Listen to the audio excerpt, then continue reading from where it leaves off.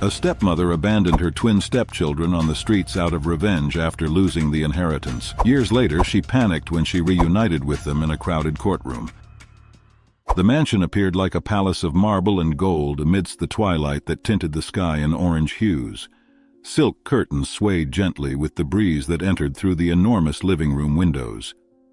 Vivian walked with light and precise steps, balancing a silver tray where a steaming Chinese porcelain teapot, 2 delicately decorated cups, and a small carved wooden box rested. Her long black hair cascaded over her shoulders, covered by a black dress that contrasted with her bronzed skin. Her eyes, deep like dark pools, examined the surroundings while her full lips remained in a contained smile.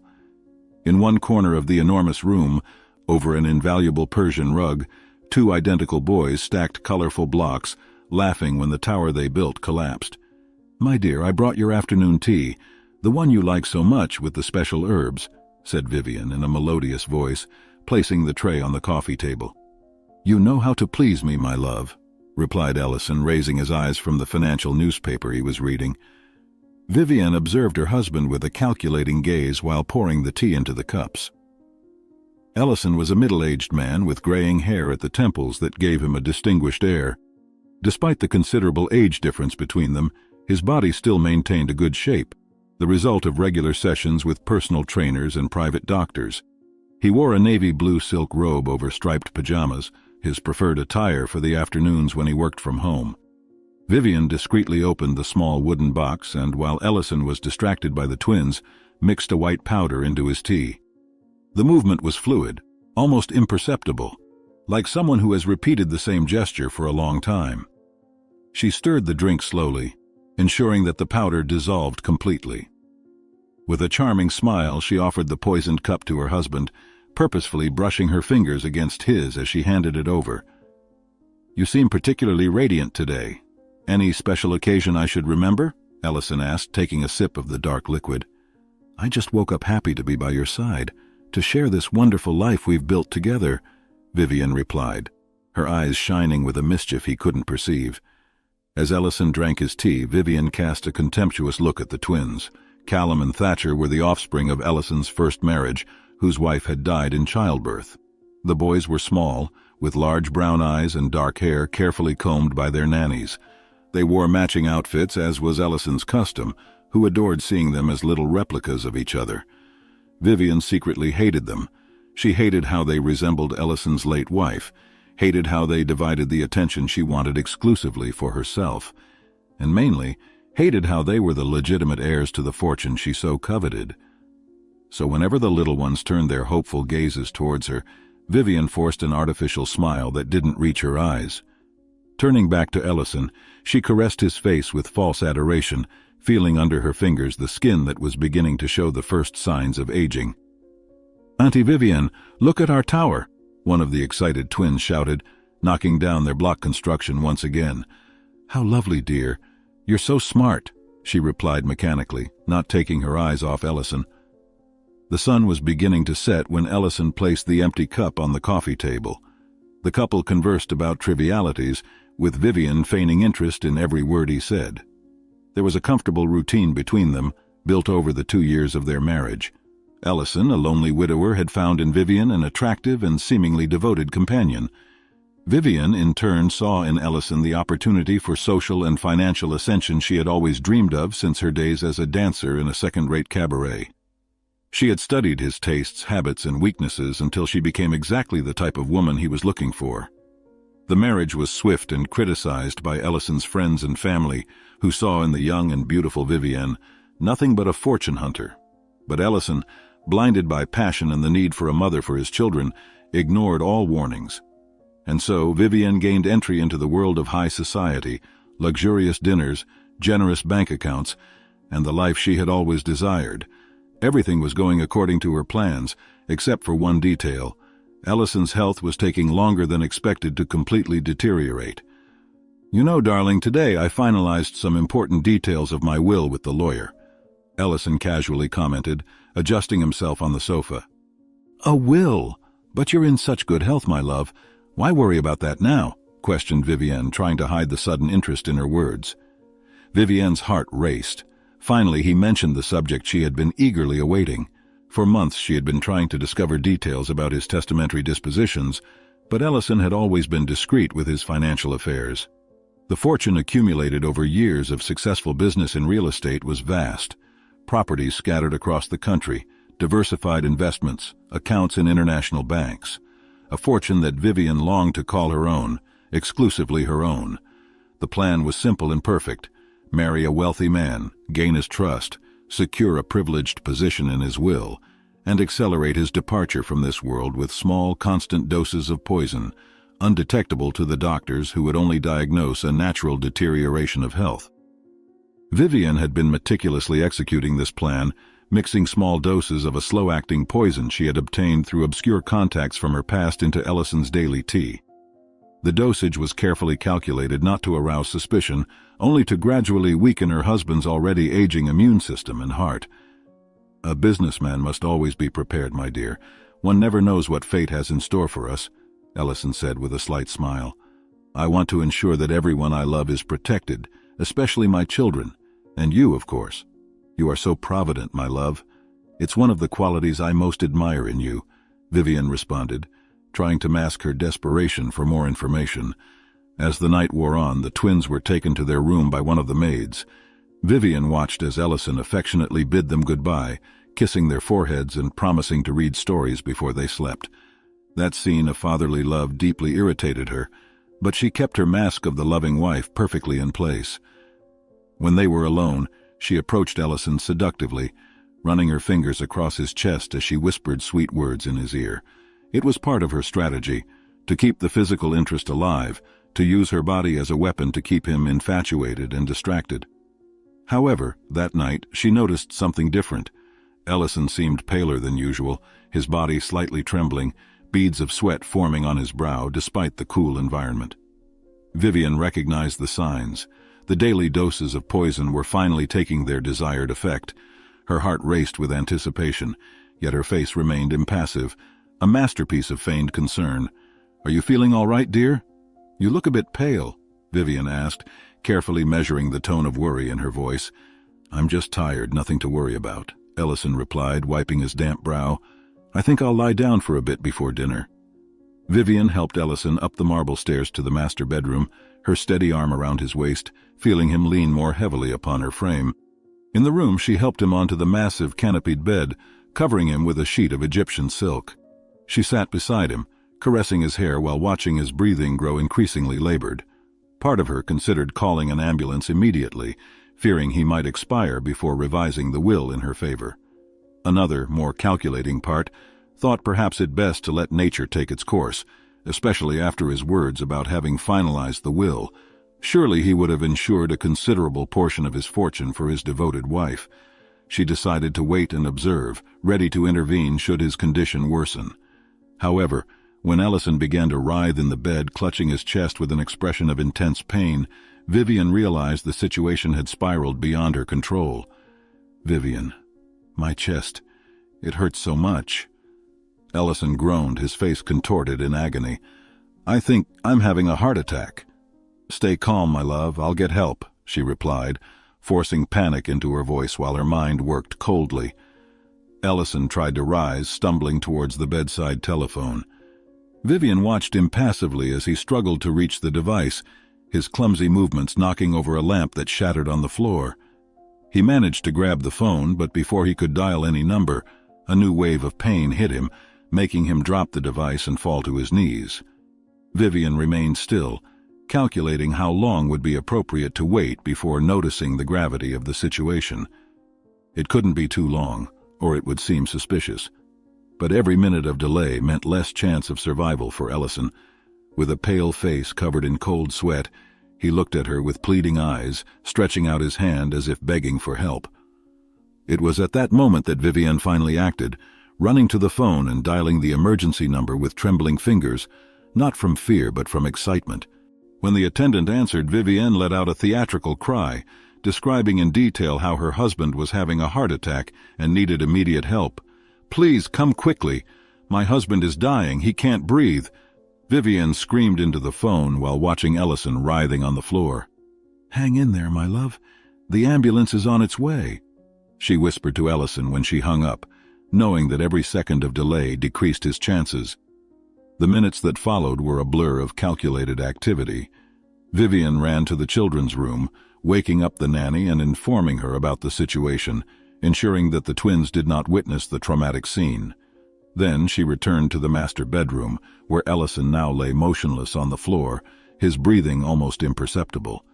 She knelt beside him, holding his hand and murmuring words of comfort that he could probably no longer hear. Part of her mind was already planning the next steps: the funeral, the reading of the will, how she would convert the role of widow into social advantage. The other part remained alert, rehearsing the expressions of despair and pain that would be expected from a devoted wife. When the ambulance siren finally sounded outside the mansion, Vivian ran to open the door, her face a perfect mask of panic and despair. The paramedics rushed into the house with emergency equipment, following her directions to the master bedroom.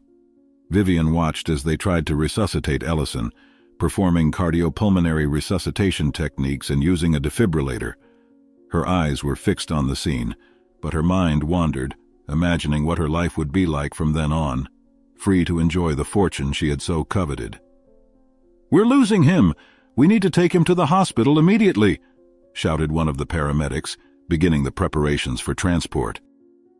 "Please do whatever is necessary to save him," Vivian pleaded, her voice choked with carefully produced tears.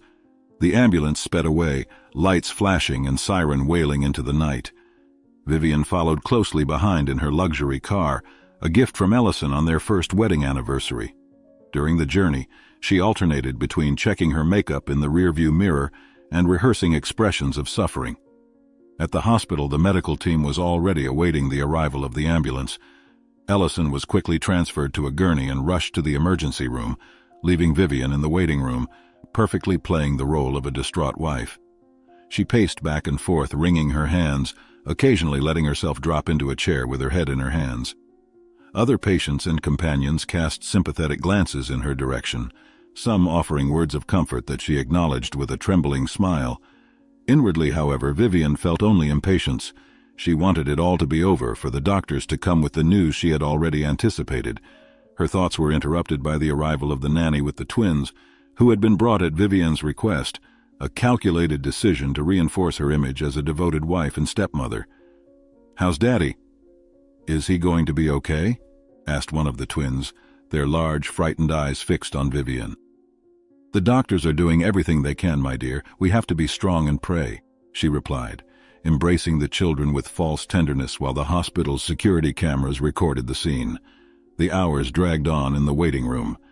Vivian maintained her impeccable performance, alternating between comforting the twins and seeking information from passing nurses.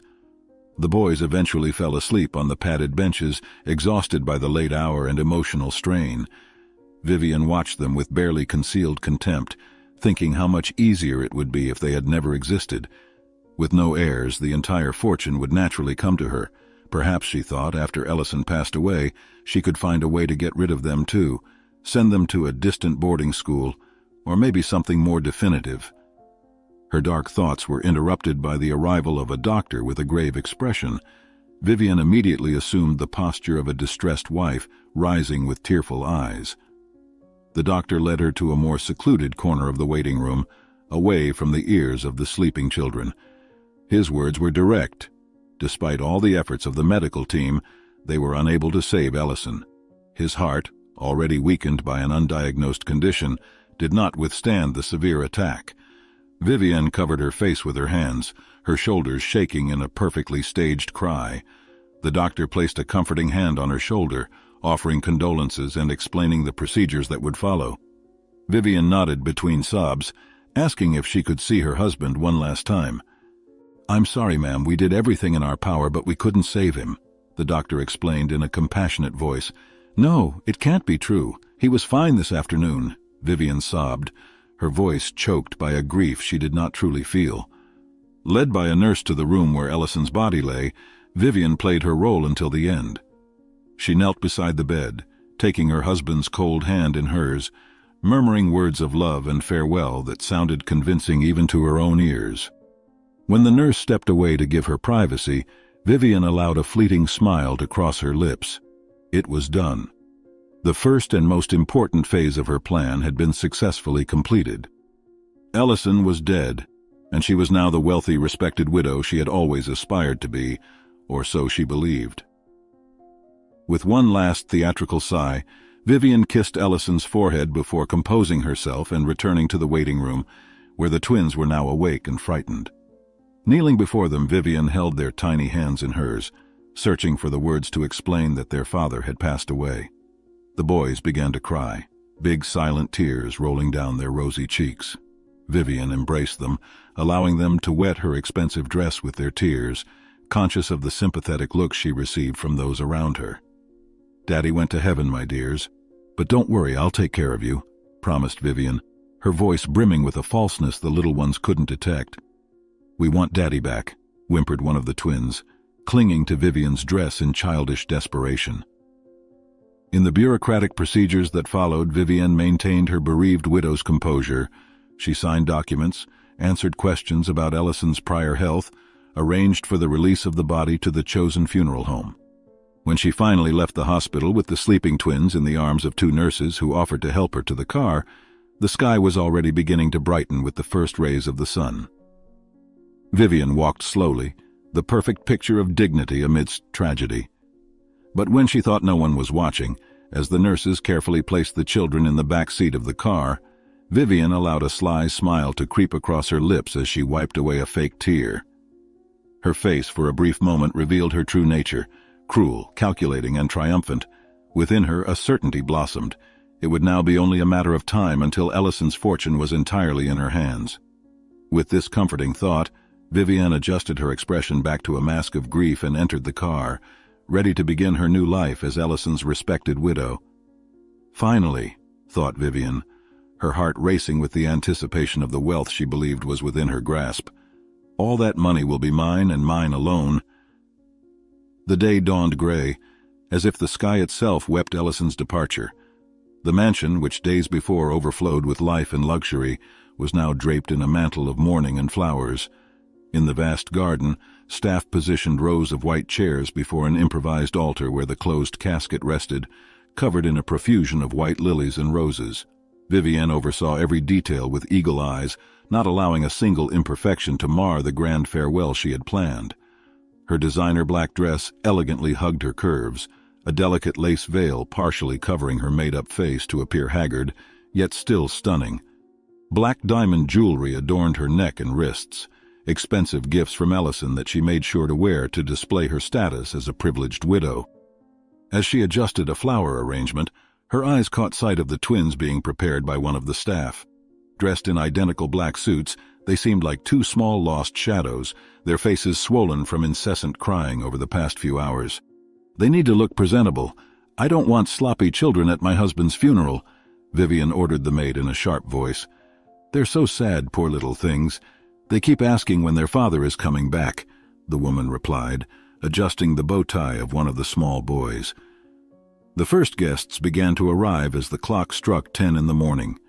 Luxurious cars pulled up at the circular driveway of the mansion, disembarking important figures from the business, political, and social world, the elite that made up Ellison's circle. Vivian strategically positioned herself at the entrance, greeting each person with a restrained embrace and murmured words of gratitude. She held a black silk handkerchief in her trembling hands, occasionally bringing it to her eyes to dab at carefully produced tears. The twins remained by her side at the insistence of the oldest maid, who had argued it was important for the family's image. Vivian had allowed it reluctantly, keeping a possessive hand on one of their shoulders while sadly smiling at the newcomers. Many bent down to hug the children, offering words of comfort they barely understood in their genuine sorrow. Vivian watched these interactions with concealed impatience, anxious for the ceremony to begin and end soon, so she could finally deal with the financial matters that truly mattered. "My dear, what an unexpected tragedy." "Ellison was so young, so full of life," commented an elderly lady, squeezing Vivian's hands between her own. "Life is so fragile. I still can't believe he's gone," Vivian responded, her voice choked by a perfectly rehearsed sob. The ceremony was as opulent as it was brief. A renowned clergyman conducted the prayers, speaking of Ellison's generosity and integrity. Various friends took turns at the pulpit to share memories and tributes. Vivian remained stoic throughout the process, occasionally clutching the twins to her when she felt compassionate glances in her direction. The little ones, on the other hand, could not contain their authentic pain. At one point, when the casket began to be lowered into the grave, one of them, Thatcher, broke into desperate screams, running towards the hole and being restrained by one of the security guards. The other, Callum, just stood paralyzed, silent tears streaming down his childish face as he watched his father's casket disappear into the earth. Vivian took advantage of the commotion to intensify her performance, allowing herself to fall to her knees on the perfectly trimmed grass, her body shaking with sobs that seemed to elicit silent applause from those present. Such a young woman, so devoted, so devastated by the loss, that's what everyone commented. No one noticed the calculating glint that occasionally escaped through the false tears when she thought of the next day, when the will would finally be read. "Daddy, don't let Daddy go away, please!" Thatcher screamed, struggling in the arms of the security guard trying to restrain him. "Control that boy immediately! I don't want any scandals!" Vivian hissed at the governess while maintaining a sad smile for the guests around her. After the ceremony, the mansion was once again filled for the reception. Plentiful tables of food and drink had been prepared, in an almost obscene contrast to the solemnity of the moment, but Vivian had insisted on following what she called high society traditions. In a secluded corner of the enormous hall, the twins were kept under the care of a maid, while Vivian circulated among the guests, accepting condolences and, more importantly, establishing contacts for her new life as a powerful widow. She was already planning changes to the mansion, international travels, and investments she would make with the fortune she believed she was about to inherit. When a group of executives, former partners of Ellison's, approached to offer support in business, Vivian showed herself grateful but firm. "Don't worry, gentlemen. Ellison prepared me well to take over his businesses. He trusted my judgment fully." The lie slipped so naturally from her lips that even she almost believed it. In truth, Ellison had always kept Vivian away from his enterprises, something that deeply irritated her and which she attributed to an outdated machismo. Little did she know that the reason was another, the distrust he had never openly admitted.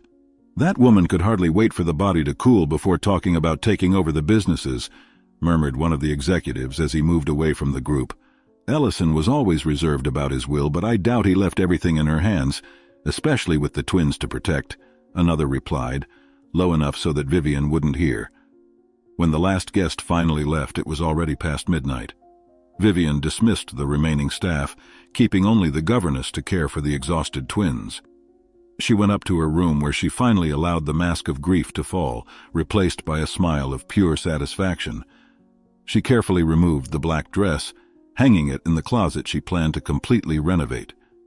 Then she took a long, scented bath, letting the hot water wash away not only the fatigue of the day, but also the last memories of her life as a submissive wife.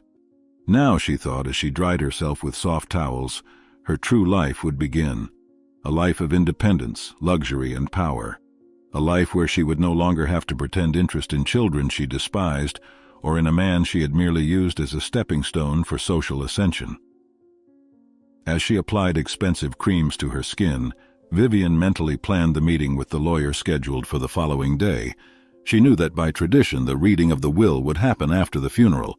The governess, quickly assessing the situation, acted on protective instinct. While Vivian was distracted breaking a crystal showcase at the opposite end of the room, the woman silently ran to the sofa, signaling the twins to stay quiet. With quick gestures, she helped them slide to the floor and guided them crouched out of the room through a side door leading to the service corridor. "Come with me, little ones.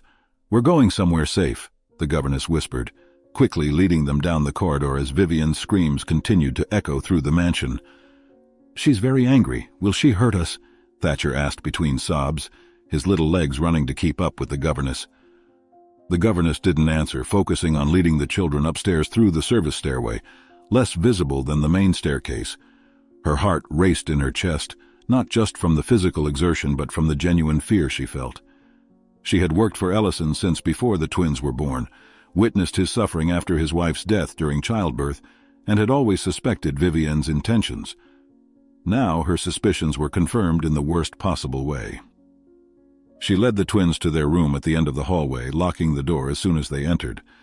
Then she pushed a heavy dresser to block the entrance, creating an additional barrier. The boys, still silently crying, watched her movements with wide, frightened eyes.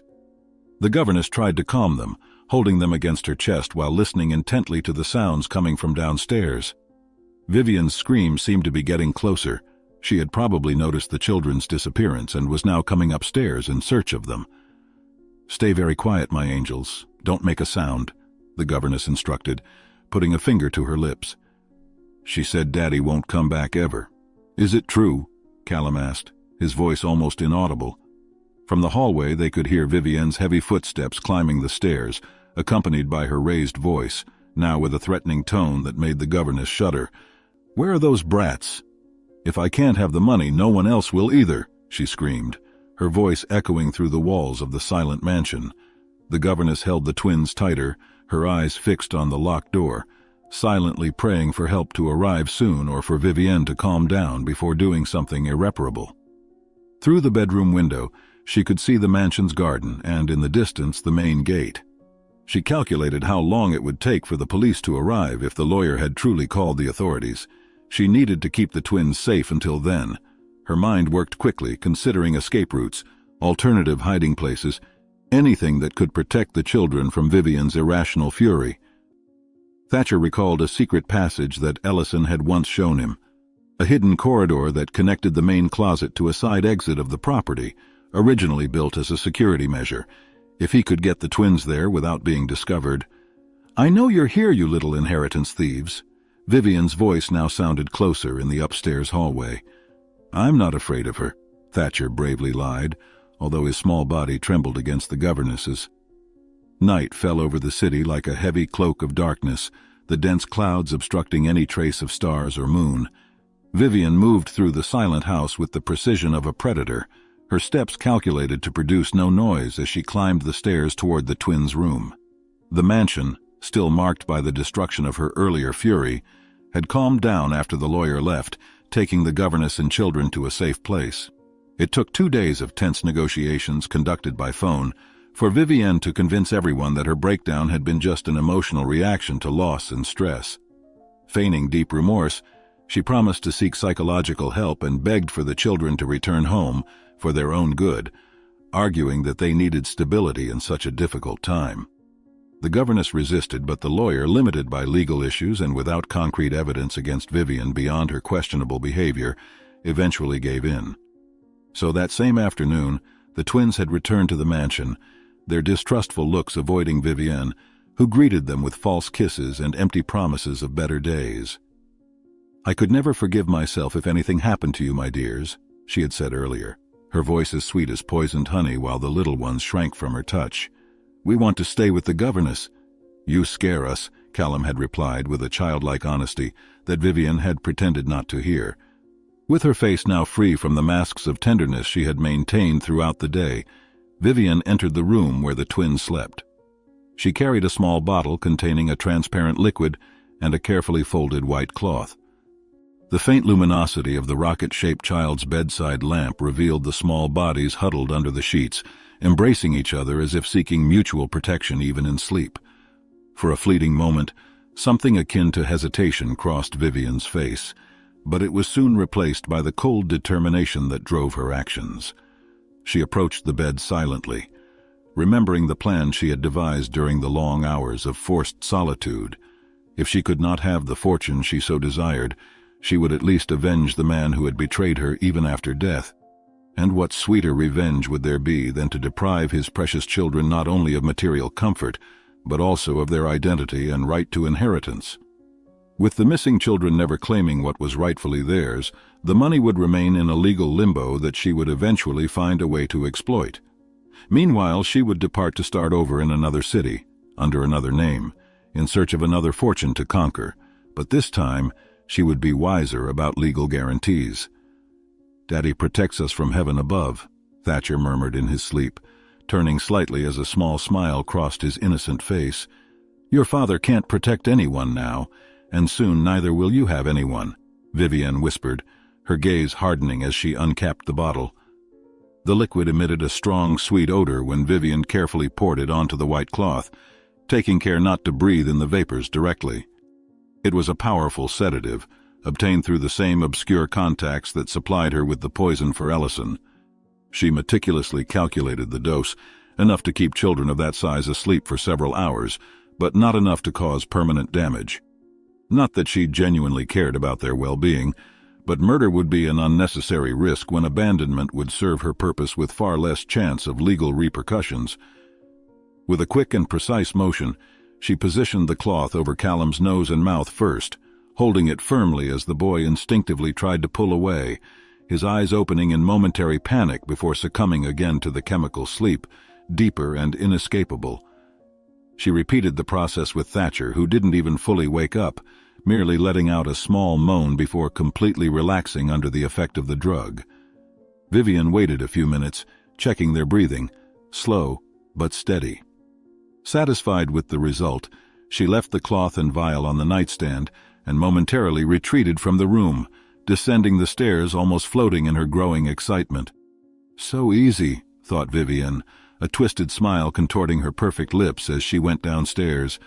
In a few hours I will be free from these burdens forever, and no one will suspect the poor desperate widow for the stepchildren's safety, she said aloud, savoring the sweet taste of revenge. The storm that had been brewing since dusk finally arrived as Vivienne returned to the twins' room, carrying a small suitcase containing a few children's clothes, just enough to avoid raising suspicion if they were found immediately. The first lightning bolts cut across the sky, briefly illuminating the room through the half-open curtains, giving the scene an almost supernatural aspect. Vivienne wrapped each of the boys in a thin blanket, not out of concern for their comfort, but to facilitate transport. Her movements were precise and efficient as she checked again to ensure the sedative had worked properly. Satisfied, she picked up Callum first, carrying him downstairs like an unwanted package, carefully placing him on the back seat of the car that was already positioned in the garage, engine running and warmed up. She returned for Thatcher, repeating the process with the same calculated coldness. When she finally closed the car door, the two small, unconscious bodies side by side on the back seat, another lightning bolt illuminated her face, revealing an expression that blended satisfaction and something akin to hatred. The rain began to fall in heavy fat drops, creating a liquid curtain that would perfectly conceal her escape. Before getting into the car, Vivienne quickly returned to the mansion, gathering the last items to complete her plan, an extra thin blanket in case the children were found too quickly, and on an impulse she didn't fully understand herself, the St. Christopher medallion that Ellison had always kept in the children's room, a memento of their biological mother.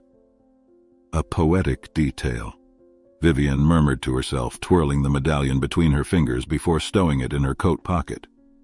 Who knows if one day someone will recognize it and discover who those children were. Too late for it to matter, she added with a cruel smile, checking one last time that she left no clues to her plans. The car glided silently along the now nearly deserted streets, the windshield wipers working frenetically against the torrential downpour. Vivienne drove carefully, not out of concern for the precious cargo she was transporting, but to avoid any accidents that might draw unwanted attention. She had meticulously planned the route, avoiding the main avenues where security cameras could record her passage. Her destination was a neighborhood far from the city center, known for crime and neglect by the authorities, a place where two unaccompanied children would be just another sad detail in the landscape of urban misery. The car radio played a melancholic tune softly, providing an appropriate soundtrack for the cruel act she was about to commit. Occasionally, Vivienne checked the rearview mirror to ensure the small bodies in the back seat remained motionless, confirming the sedative was still in effect.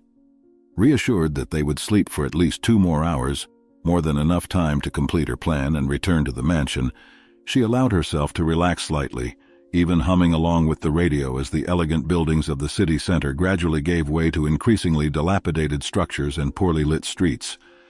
The storm, like a silent accomplice, intensified as they advanced into the poorer areas of the city, as if nature itself wanted to create the perfect atmosphere for the crime Vivienne was about to commit. How ironic, isn't it? Born into a golden cradle only to end up in the gutters, Vivian commented to the silence of the car, her eyes occasionally checking on the twins through the rearview mirror. Their father should have thought about that before leaving me mere crumbs in his will.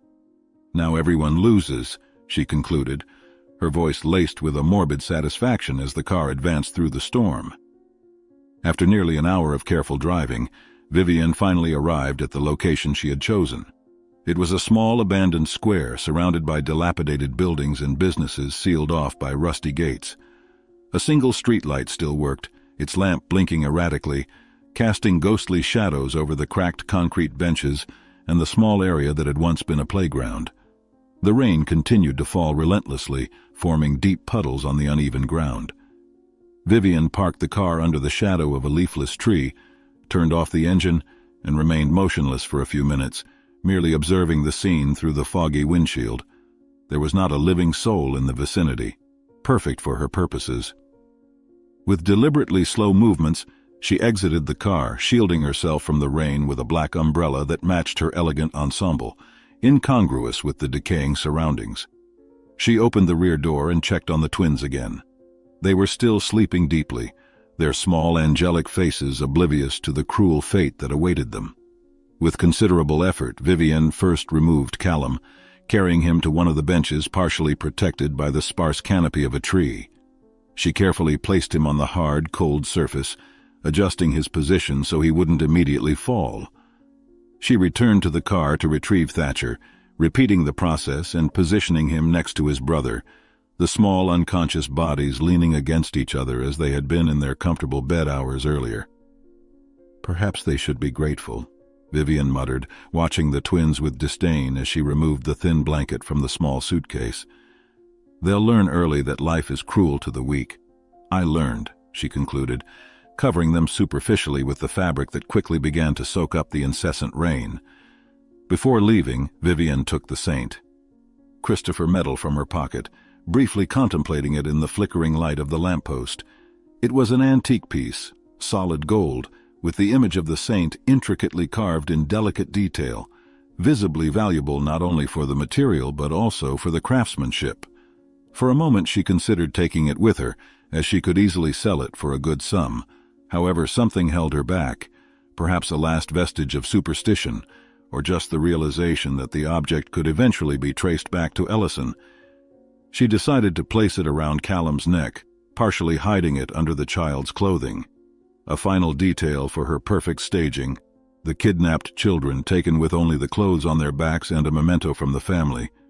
Vivian took a step back, admiring her work with the satisfaction of an artist contemplating her finished creation. The twins looked like two discarded dolls, their clothes already drenched by the rain falling through the sparse leaves of the tree, their dark hair matted to their pale foreheads, their breaths forming small clouds of condensation in the cold early morning air. The scene was almost artistically cruel, framed by occasional flashes of lightning and the distant sound of thunder. "Goodbye, little heirs," Vivian said aloud, her face momentarily illuminated by a lightning bolt that revealed a demonic smile. "Let's see how much your fortune is worth on the streets," she coldly added, before turning on her heels and returning to the car, without looking back even once. The return to the mansion was significantly faster, with Vivian now driving less cautiously, eager to complete the next phase of her plan. The rain was starting to subside when she parked the car in the garage, exactly in the same position it had been previously, erasing any visible evidence that it had been moved during the night. She entered the house silently, making sure none of the few employees who slept on the premises had awakened. She climbed the stairs with light steps, heading first to her own room where she changed out of her wet clothes into a silk pajama set and matching robe. Next, she went to the twins' room, further mussing up the already empty beds, scattering some toys on the floor to create the impression of a struggle or resistance. With a small vial of stage blood acquired from a costume shop, she applied a few nearly imperceptible drops along the windowsill, which she purposefully left ajar. Satisfied with the scene she had created, she withdrew to her room, setting the alarm to wake her in 2 hours. She needed to appear as though she had just discovered the disappearance. Her distress had to be convincing. Lying in her luxurious bed, Vivian allowed herself a satisfied smile as her eyes grew heavy with fatigue from the hours spent executing her meticulous plan. Sleep came quickly, populated by dreams of a new life far from that city, with a new identity and eventually a new fortune to conquer. Poor children, she thought sarcastically before drifting off, imagining the horrified faces of people when they discovered the kidnapping. The widow has already suffered so much, and now this, she mentally completed, rehearsing the pained expressions she would use in the coming hours. The alarm rang precisely at 6 in the morning, rousing Vivienne from her restful slumber. For a moment she was disoriented, until the memory of the events of the previous night came back in a wave of perverse satisfaction. It was time for the next act of her carefully rehearsed play. She got up quickly, purposefully tousling her hair and rubbing her eyes to create an exhausted and worried appearance.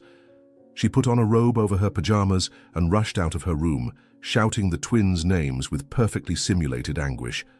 She ran first to their room, opening the door with exaggerated force, pretending horror at finding the beds empty and the room in disarray.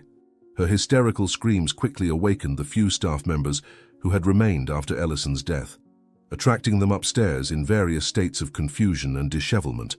Vivienne continued her flawless performance, running from one room to another, desperately calling for the boys, occasionally falling to her knees in apparent despair, only to get up again and continue her frantic search. "My children! Where are my boys?" Vivienne screamed, convincing tears streaming down her carefully made-up face to appear pale and haggard. "The window in their room is open, Ma'am, and it looks like blood," exclaimed one of the employees, unwittingly fueling the narrative Vivienne had constructed. As the staff began a search of the property, Vivienne called the police, her voice punctuated by sobs as she reported the alleged kidnapping. She described in dramatic detail how she had awoken with a terrible premonition, only to discover that the children had disappeared, possibly taken by someone who had entered through the window. She described details suggesting disorder and possible conflict, all planned by her in advance. After hanging up, she allowed herself to be comforted by one of the oldest maids, who tried to console her with hopeful words that Vivienne received with new sobs of false anguish. In less than half an hour, the mansion was filled with police officers meticulously examining the twins' room, collecting fingerprints, which would naturally include Vivienne's, justified by her status as a resident of the house, photographing the scene and interrogating the staff about any suspicious activity. Vivienne answered the questions with the expected frailty of a desperate mother, occasionally needing to be calmed with a glass of water when her acting reached particularly convincing peaks of hysteria. "I don't understand who would do such a thing. Who would kidnap 2 innocent children?" Vivienne asked a detective with a grave expression, her hands visibly trembling as she held the tear-soaked handkerchief. "Ma'am, is there anyone who might want to harm you or your late husband? An enemy in business, perhaps?" the officer asked, observing her closely as she rehearsed an expression of shock and incomprehension. As the police investigation unfolded around her, Vivienne seized every moment, when she was not directly observed, to advance the final phase of her plan. Between one crying fit and another, she managed to briefly enter her room, where a pre-packed suitcase awaited under the bed. With the house full of people, no one noticed when she discreetly transferred valuable jewels from her personal safe into a seemingly innocuous bag. Likewise, she took advantage of the confusion to access the small safe hidden in Ellison's office, where she knew he kept a considerable amount of cash on hand for emergencies. With quick and precise movements, she emptied the compartment, hiding the banknotes in various inner pockets of her coat. Her mind worked with astonishing clarity amidst the chaos she had created herself, calculating the ideal moment for her definitive departure. She knew she needed to remain at least until the end of the day, demonstrating cooperation with the authorities, so that her subsequent escape wouldn't appear immediately suspicious. Meanwhile, she continued her impeccable performance, alternating between moments of apparent hope and deep despair, winning the sympathy of everyone around her with her theatrical suffering. "We need to consider all possibilities, ma'am. We're setting up roadblocks and alerting hospitals and shelters," the detective explained, his professional tone masking the instinctive distrust he felt. "I'll do anything to have them back. Anything," Vivienne responded, her voice choked by the tears she produced at will, while mentally counting the hours until she could disappear for good. As night fell, when the police officers finally began to withdraw, Leaving only a patrol car parked in front of the mansion for family protection, Vivienne executed the final stage of her plan. Claiming the need to rest after the traumatic day, she retreated to her quarters, where she quickly changed from her mourning clothes into discreet and practical pieces, perfect for a long journey. She collected the previously prepared suitcase and the bag containing valuables and documents, including a false identity obtained weeks earlier through underworld contacts, an insurance she had maintained even when she believed she would legitimately inherit everything. Using the service passage, which she knew was not monitored by the police officers concentrated at the main entrance, Vivienne slid like a shadow out of the mansion, crossing the garden to the back wall, where she had previously loosened some stones to create a discreet opening. She slipped into the side street where a taxi, summoned through an app using a fake name, was already waiting for her. Without looking back, she got into the vehicle, providing the driver with the address of the bus station located in a neighboring town. Her plan was simple. She would buy a ticket to a distant city, using cash to leave no electronic trail, and from there she would go to her true destination, a small town where no one would know her and where she could start over, using her manipulation skills to find another wealthy victim. "Something wrong, ma'am? You seem nervous," the driver commented, observing Vivienne's tense face in the rearview mirror. "Just tired. I've had a difficult day and need to get to the bus station as quickly as possible," she replied curtly, her gaze fixed on the road ahead, already calculating her next move. Meanwhile, in the abandoned square on the other side of town, Callum was the first to awaken from the induced sleep. The rain had subsided to a steady drizzle, but their small bodies were completely drenched and shivering from the cold. Confused and disoriented, the boy looked around, unable to comprehend where he was or how he had gotten there. Beside him, Thatcher was also beginning to show signs of consciousness, his eyes slowly opening as a low moan escaped his cold-purpled lips. The residual effect of the sedative made their movements slow and clumsy as they tried to sit up on the slippery bench. The blanket that should have protected them was as soaked as their clothes, offering zero comfort against the biting wind that occasionally blew between the abandoned buildings. Callum, always the more protective of the two, instinctively embraced his brother, trying to share the little body heat they still possessed. Completely lost and frightened, the twins began to cry, their feeble voices almost inaudible beneath the sound of the persistent rain.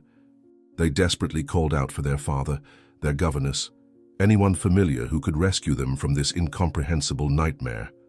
"I'm scared, Callum," Thatcher whispered, his teeth chattering from the cold as he clung to his brother. "Where are we? Why did Aunt Vivienne leave us here?" Callum asked, his childish mind beginning to process the betrayal, though still unable to fully comprehend her motives. The square remained deserted, the rain keeping away the few passers-by who would normally frequent that area, even in the early morning hours. The twins, left alone, faced the intense cold as they tried to protect each other. The St. Christopher medallion, hidden beneath Callum's drenched shirt, seemed to weigh on his neck, the last link to the father they would never see again and the privileged life that had been brutally torn from them. The situation appeared completely hopeless. Two tiny, defenseless beings, discarded like unwanted objects in one of the worst neighborhoods of the city, without food, without proper shelter, without any means of seeking help. The awareness of this reality, even if superficial for their childish minds, made them cry even louder, their wails echoing through the empty square like a desperate plea to the universe for mercy. And it was then, as the sky began to lighten slightly with the first lights of dawn, that a solitary figure appeared at the end of the square, walking slowly under a black umbrella, apparently returning from some night engagement. Upon hearing the childish cries, the figure stopped, clearly surprised by the presence of children in that place and time, and then changed direction, approaching cautiously the bench where the twins huddled, trembling. "Thatcher, look!" "Someone is coming," exclaimed Callum, his voice oscillating between fear and desperate hope. "Could it be Aunt Vivienne coming back to get us?" asked Thatcher, his small body shrinking even closer against his brother as he watched the figure approach. As the figure drew nearer, the outlines of a middle-aged man in dark attire became clearer. His face, marked by deep wrinkles that suggested both age and wisdom, wore an expression of genuine concern upon encountering the two abandoned children. He slowly crouched down to their level, keeping the umbrella over their heads to shield them from the persistent drizzle. His gaze was gentle, though perplexed, as he examined the twins. Their clothes, though drenched, were visibly of good quality, as were their sneakers and the medallion that now shone faintly under the growing light of dawn. Callum and Thatcher stared at the stranger with a mixture of fear and hope, large tears still streaming down their pale faces as they decided whether they could trust him. After a moment of hesitation, the man finally spoke, his soft and soothing voice revealing not only compassion, but also a certain reassuring authority. "Come with me, little ones," he said, extending a calloused hand to the twins. "I know a family that needs exactly 2 blessings like you." The Court of Justice stood imposing in the center of the city, its immaculately preserved neoclassical facade contrasting with the modern skyscrapers that surrounded it. Inside the century-old building, the polished marble corridors echoed with the hurried footsteps of lawyers, officials, and ordinary citizens seeking resolution for their conflicts. On the 3rd floor, behind majestic carved wooden doors, Callum adjusted the black robe over his broad shoulders, observing his reflection in the antique mirror that decorated his office. At 27, he was the youngest judge to assume a criminal court in that jurisdiction, a fact that filled his adoptive parents with pride, but also attracted intense scrutiny from more experienced colleagues. His dark eyes, identical to those of his twin brother, examined every detail of his appearance. His carefully combed black hair, the upright posture that emanated natural authority, and the serious expression that concealed the nervousness about the responsibility he was about to assume. Under the robe, the medallion of St. Christopher rested against his chest, as it had every day since he could remember. Callum briefly touched it, an almost ritualistic gesture he performed during the most important moments of his life, as if seeking the blessing of the father he barely remembered. "Are you ready for your first major case, Your Honor?" his assistant asked, a recent graduate who observed him with barely concealed admiration. "Justice does not wait for our insecurities," Callum replied, stepping away from the mirror with one last determined look. "And nothing in this world could prepare me for what's to come." Meanwhile, on the other side of the courtroom, Thatcher meticulously organized his notes on the prosecution's table. As a prosecutor specializing in crimes against life, he had built a reputation for relentlessness in criminal prosecution, combined with an unwavering ethics that had earned him both the respect of his colleagues and the fear of criminals. Physically identical to his brother, same piercing eyes, same athletic build maintained by regular morning runs, same determined jaw, Thatcher differentiated himself by a slightly more intense, almost fierce expression when focused on a case. He also carried an identical medallion to his brother's, though his remained visible over his dark tie as a constant reminder of their origins. The twins had grown up knowing their story, how they were found abandoned in a square during a storm, how the kind priest had taken them to Harlan and Mabel, a humble but loving couple who had raised them as their own children. They never hid the truth about their past from them, nor did they try to replace the increasingly vague memories the boys had of their biological father. Instead, they incorporated those memories into the new life they built together, allowing the twins to honor their roots, while the love for the family that had welcomed them blossomed. "This case is different, isn't it?" asked a fellow prosecutor passing by, noticing the intensity with which Thatcher reviewed the documents. "All cases are different when they involve lives destroyed by greed," Thatcher replied, without averting his eyes from the papers. "But yes, there is something about this one that deeply disturbs me, like a distant echo of something I should remember." On the other side of town, in a Mediterranean-style mansion surrounded by perfectly manicured gardens, Vivienne meticulously applied the final layer of foundation to her face. At 58, her youthful beauty had been replaced by a carefully maintained mature elegance through discreet cosmetic procedures and exorbitantly expensive beauty products. Her hair, now a coppery brown shade that disguised the grey strands, fell in studied casual waves over her still firm shoulders thanks to rigorous sessions with private personal trainers. She wore a peach silk ensemble that accentuated the artificial tan of her skin, complemented by discreet but visibly valuable jewelry.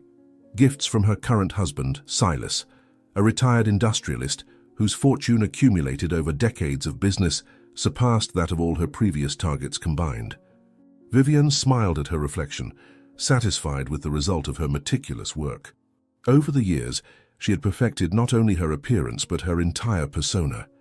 She was no longer just the dazzling seductress of her youth, but a sophisticated lady who impressed with her apparent intelligence, her strategically acquired knowledge of arts and literature, and her facade of philanthropy that guaranteed her a respectable position in the highest social circles. This enhanced version of herself had been crucial in conquering Silas, a cautious widower whose advanced age and heart problems made him perfect for her purposes. "Dear, did you take your morning medication?" Vivian asked, her melodious voice laced with false concern, as she entered the room where Silas was resting. "The jewels were found among your belongings, and I have witnesses," Vivian responded coldly, a calculating gleam in her eyes. "Leave immediately before we call the police." The dismissal of the longest-serving maid served as a warning to the other staff, who quickly fell in line with Vivian's version, fearing a similar fate should they show any mistrust. Silas, however, had already been alerted enough to take action without his wife's knowledge. Through personal contacts, he hired a private investigator, specializing in cases of fraud and poisoning, a discreet man who, the next day, strategically installed miniaturized cameras positioned in locations where Vivian habitually handled medications and food. The equipment, practically undetectable even to trained eyes, began capturing devastating evidence. Vivian systematically replacing medications, adding substances to food, and more disturbingly, accessing Silas's personal computer to make substantial bank transfers to offshore accounts, whose details she carefully noted in a notebook kept in a secret compartment of her dressing table. For an entire week, the investigator accumulated irrefutable evidence, finally presenting it to Silas in a private meeting held outside the mansion. Confronted with the reality of his wife's betrayal, the elderly millionaire experienced a mixture of emotions: shock, pain, anger, and finally, a cold resolution to see justice done. "She's trying to kill me slowly, just as I suspected," Silas murmured, his voice trembling slightly as he watched the videos presented by the investigator. "We have sufficient evidence for a criminal indictment, sir. I recommend immediate action before her condition deteriorates further," the investigator replied, his professional expression masking the disgust at what he had witnessed. The confrontation occurred on an otherwise ordinary afternoon, with Silas unexpectedly returning from a supposed medical appointment that Vivian believed would keep him away for hours. He found her in her private office, accessing her private bank account through the computer he supposedly protected with passwords he had never shared. The look of shock on Vivian's perfectly made-up face when the door swung open was the first genuine emotion Silas had seen from her in months. For a moment they remained in a silent standoff, her still seated before the computer, displaying details of unauthorized bank transfers, him paused in the doorway, clutching an envelope containing copies of the evidence gathered by the investigator. When he finally spoke, Silas's voice carried a calm that contrasted with the emotional storm raging inside him. "I wanted to understand, Vivian, why you couldn't wait for me to die naturally. It wouldn't have been much longer and you were in my will," he said, advancing slowly into the room. "I don't know what you're talking about, darling." "I was merely organizing our finances as you requested," she responded, her voice controlled despite the growing panic in her eyes. Vivian's vehement denial persisted, even as Silas began presenting the evidence. The videos showing her tampering with medications, the bank transfer records, the testimonies from former employees who had witnessed suspicious behavior. With the skill of someone who had spent decades building lies, she had an explanation for every accusation. The medications were supplements recommended by a specialist she had secretly consulted, too concerned about her husband's health to disturb him with more treatments. The transfers were legitimate investments she planned to surprise him with when they bore fruit. The employees were resentful of her strict discipline in managing the household. Her performance was almost perfect: precisely dosed tears, convincing indignation, emotional appeals to the trust built over years of marriage. Perhaps she would have managed to sow enough doubt to escape, as she had so many times in the past, were it not for the detail that Silas had saved for last. The toxicological analysis of samples of his own blood, secretly collected over weeks, revealing the presence of substances not part of his prescribed medication, substances known to aggravate heart conditions like his. "The tests don't lie, Vivian. You're systematically poisoning me," stated Silas, his voice now laden with a coldness that finally shattered Vivian's mask of innocence. "You don't understand. I needed to secure our future. I only wanted to accelerate the natural process, spare you prolonged suffering," she replied, her strategy suddenly shifting to a partial confession disguised as mercy. At that moment, as if timed by a higher force, the mansion's doorbell rang. Silas, without taking his eyes off Vivian, announced in a firm voice, "That's the police I called before confronting you. All evidence has already been forwarded to the authorities." The transformation in Vivian's countenance was immediate and frightening. The mask of sophistication and vulnerability disintegrated completely, revealing the calculated cruelty that had always existed beneath the carefully constructed surface. In a desperate move, she tried to reach for a small handgun hidden in the desk drawer. Another precaution she had kept for emergencies like this. Silas, however, had been warned by the investigator about this possibility and had already removed the weapon hours earlier. When the police officers entered the office, they found a surreal scene. A physically frail but determined-eyed elderly man and an elegant woman transformed into a cornered and dangerous creature, cursing and threatening as she was handcuffed and informed of her rights. The last vision Silas had of his wife was of her being led to the police car, still maintaining her elegant posture despite the handcuffs, her modulated voice returning to the society lady register as she protested her innocence to the curious neighbors watching the unexpected spectacle. "This is a terrible misunderstanding. My husband is confused because of his medication," Vivian cried, her gaze meeting Silas's one last time, conveying a silent promise of revenge. "The truth always finds its way, no matter how long it takes," he calmly replied, watching the car drive away before closing the door of the mansion that now seemed strangely empty. 3 weeks later, in the imposing court of justice, Callum adjusted the cuffs of his shirt under his robe as he reread for the 10th time the case file he had just received. It was his first major case since taking over the criminal jurisdiction, a case of attempted murder by poisoning, financial fraud, and various other related crimes that had shocked local society. The accused was a high society woman, married to a retired industrialist, whom she was allegedly gradually poisoning while embezzling large sums from his fortune. The prosecutor assigned to the case was his own brother, Thatcher, which initially caused debates about possible recusal, swiftly dispelled by the argument that the kinship between judge and prosecutor did not constitute a conflict of interest according to the applicable legal statutes. Callum meticulously examined every detail of the proceedings, determined to conduct the trial with impeccable impartiality, aware that many critical eyes would be watching his performance in this high-profile case. He was interrupted by a soft knock on the door of his chambers, followed by the entrance of his assistant, carrying an additional folder. "Your Honor, the full profile of the accused has just arrived, including records and photographs prior to her name change," the young man announced, placing the folder on the desk already cluttered with documents. "Name change? That wasn't in the original case files," Callum commented, frowning as he opened the newly arrived folder. The first photograph in the dossier showed the accused in her current appearance, an elegant lady with well-defined features, a penetrating gaze, and an aristocratic bearing even in the standardized police photograph. The second image, however, made Callum's blood freeze in his veins. It was an older photograph from about 20 years ago, showing the same woman still in the prime of her youthful beauty, identified by another name, a name that provoked an instinctive shudder in his deepest memories. The third photograph, even older, showed her alongside a man Callum immediately recognized, despite the memories blurred by the tender age at which he had last seen him. It was his biological father, and the woman by his side, smiling with false sweetness, was Vivian, the stepmother he and Thatcher could barely remember, but whose cruel abandonment had defined the course of their lives. The saint.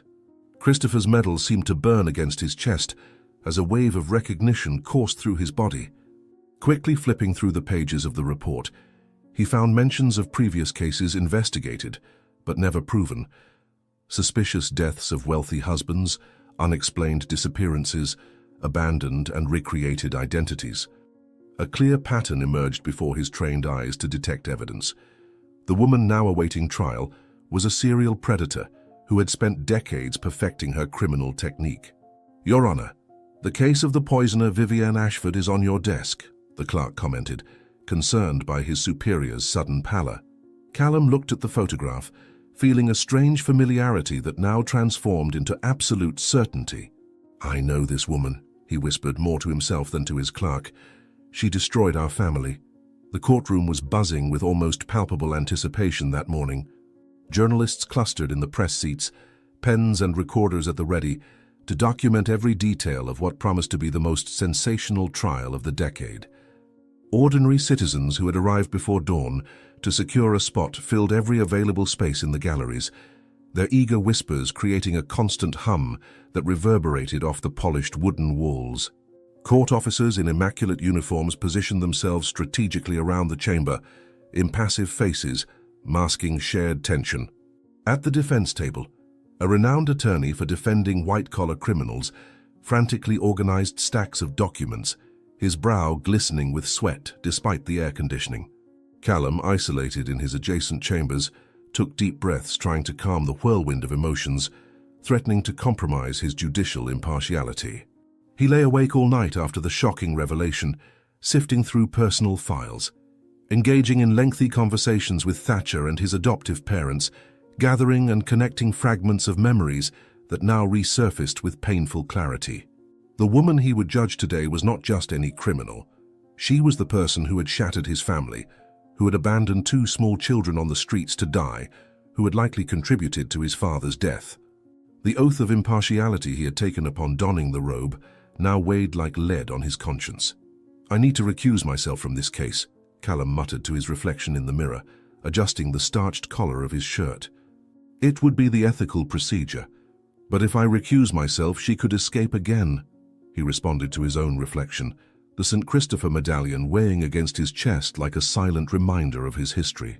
In the prosecutor's room, Thatcher faced his own ethical conflict. Unlike his brother, whose position as a judge demanded absolute neutrality, he had more freedom to handle the case even with personal involvement, but that did not make the situation any less complex. Spread across his desk were yellowed newspaper clippings, obtained through frantic searches in digitized archives after the revelation of Vivienne's identity. The headlines told a fragmented story: millionaire dies of heart attack, twin orphans mysteriously disappear, devastated widow offers reward for information. Beside these were retrieved photographs of their biological father, Ellison, smiling at social events with Vivienne by his side, always dazzling, always with that calculated glint in her eyes that Thatcher now clearly recognized. The police reports he had managed to access thanks to his position were more revealing. Inconclusive investigations into the disappearance of the twins, contradictory testimonies from employees, unproven suspicions about Ellison's natural death. A pattern emerged from those pages, connecting to similar crimes attributed to women with different names, but similar physical descriptions over 2 decades. Vivienne was more than an opportunistic criminal. She was a methodical predator who had perfected her technique through multiple victims. How could I not have realized it before? Thatcher wondered, studying an old photograph where he appeared as a child alongside his father and stepmother. I've been investigating poisoning cases for years, and I never connected the dots.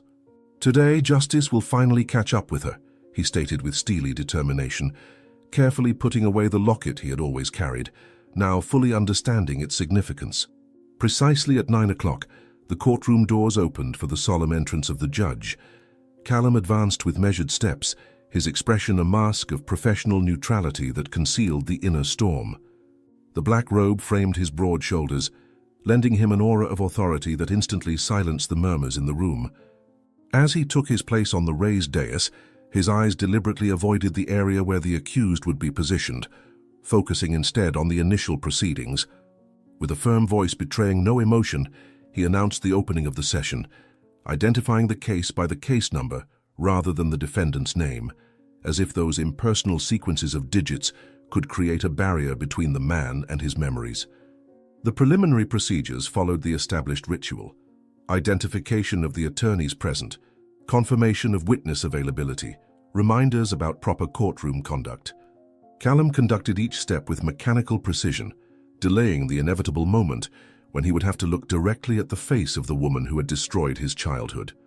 When he finally announced the entry of the accused, a deathly silence fell over the courtroom, dozens of necks craning to catch a glimpse of the notorious Black Widow, as the tabloids had dubbed her. The court presents case number 431, the public prosecutor versus Vivian Ashford, accused of attempted homicide by poisoning, financial fraud, and related crimes, Callum announced, his voice betraying only a slight tremor in the pronunciation of her name. The prosecution is ready to present irrefutable evidence of a criminal pattern spanning decades, Thatcher responded, rising and meeting his brother's gaze with the significance that only they fully understood. Vivian entered escorted by 2 police officers, her elegant hands bound by handcuffs that seemed incongruous with her impeccably tailored pearl grey ensemble, clearly made to measure for this specific occasion. Despite the humiliating situation, she maintained a perfectly erect posture, her chin slightly raised in silent defiance of the system that dared to judge her. Her carefully dyed and coiffed hair arranged in a discreet chignon, makeup applied with precision to appear natural while concealing the marks of age and the stress of imprisonment. The only visible indication of her current plight was the heightened pallor of her skin, deprived of the beauty treatments to which she was accustomed. Her eyes, still piercing and calculating, scanned the room, assessing each person as a potential ally or threat. Pausing briefly on influential faces she recognized among the spectators, former social partners who now observed her with fascinated horror. When she finally turned her gaze toward the judge presiding over the case, her expression showed no immediate recognition, only the usual cold calculation of someone assessing how to manipulate the authority in her favor. Callum, for his part, finally allowed himself to look directly at her, decades of repressed emotions threatening to overflow behind his professional facade. "The defendant pleads not guilty to all charges, Your Honor," announced the defense attorney, a middle-aged man with a confident expression that contrasted with the evident nervousness in his gestures. "We request immediate release on bail, considering my client's unblemished record in the community. Your unblemished record includes 5 deceased husbands under suspicious circumstances and multiple identities across 3 different states," Thatcher immediately countered, his voice laden with an intensity that made several spectators murmur in shock. The trial's initial phase proceeded with preliminary arguments from both sides. Thatcher methodically outlined the prosecution's case, the evidence of systematic poisoning collected at Silas's residence, financial records showing substantial diversions, testimonies from doctors confirming the victim's unexplained health deterioration. With skill honed over years of practice, he gradually built the image of Vivian as a calculating criminal who had developed a highly sophisticated method of eliminating her targets while appropriating their fortunes. The defense attorney vigorously counter-argued, alleging persecution, circumstantial evidence, and biased interpretations of innocent actions. Vivian watched the proceedings with an impassive expression, occasionally leaning to whisper instructions to her attorney, maintaining the performance of an unjustly accused lady. The tension in the courtroom progressively escalated as Thatcher began expanding the temporal scope of his argument, introducing elements about the defendant's past that extended far beyond the specific Silas case. It was when he mentioned a consistent pattern of predatory behavior dating back at least 25 years that the first genuine flicker of concern crossed Vivian's carefully controlled features. The prosecution requests permission to present evidence of prior crimes, demonstrating a consistent modus operandi, Thatcher requested, his eyes briefly meeting his brother's on the stand. "Objection, Your Honor. This clearly goes beyond the scope of this specific case and seeks to prejudice the jury against my client," the defense attorney protested vehemently, rising with theatrical indignation. Callum pondered for a moment that seemed to stretch eternally. As a judge, he knew that the admissibility of evidence of prior crimes was a delicate matter, often decided against the prosecution to protect the right to a fair trial. As a man, he felt the weight of the medallion against his chest, a constant reminder of what was truly at stake. With a deliberately neutral voice, he announced his decision. The court will allow limited evidence of prior behavioral patterns strictly to establish modus operandi, provided it is directly relevant to the case at hand. Proceed with caution, prosecutor. A murmur rippled through the courtroom as Vivienne narrowed her eyes, studying the judge, who had just made a potentially devastating decision for her defense more closely. Her perfectly outlined lips tightened slightly, the first visible crack in her facade of aristocratic calm.